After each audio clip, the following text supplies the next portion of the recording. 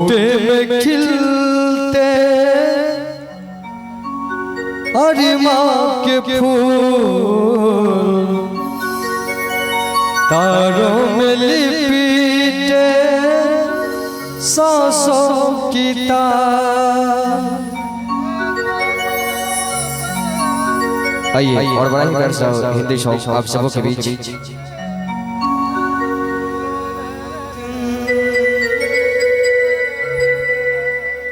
मोहब्बत के शीशों पे पत्थरी न मारो,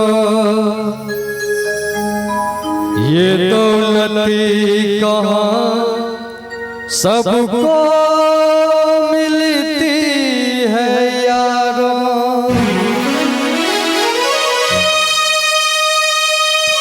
वाह क्या क्या कहते हैं आवाज।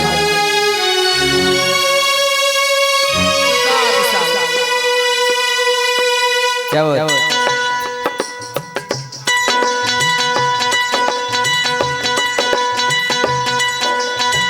नजराना सा जन का प्यार, बूटे तारे जिसमें हजार लहराती जाए अलबेला।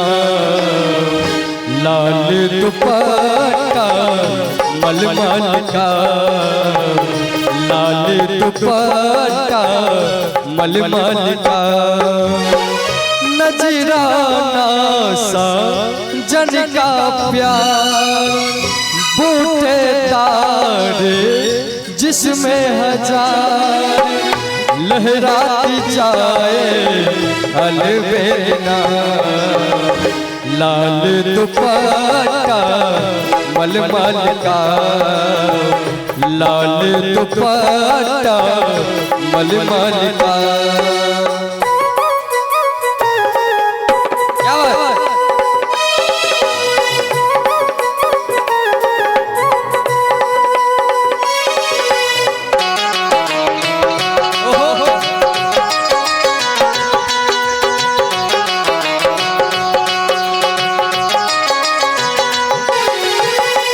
बूटे में खिलते अरिमा के फूल, तारों में लिपटे सांसों की तार। बूटे में खिलते अरिमा के फूल, तारों में लिपटे सांसों की तार। सहरा पहन के आएंगे सजना, उतरेगा चंदा सजनी के द्वार। दिखलाए ऐसे, दिखलाए ऐसे सपने हजार। अगर कार्यक्रम अच्छा लगा तो एक बार जोरदार तालियां का आशीर्वाद चाहिए और कहना है लाल दुपट्टा मलमल का, लाल दुपट्टा मलमल का। क्या बात?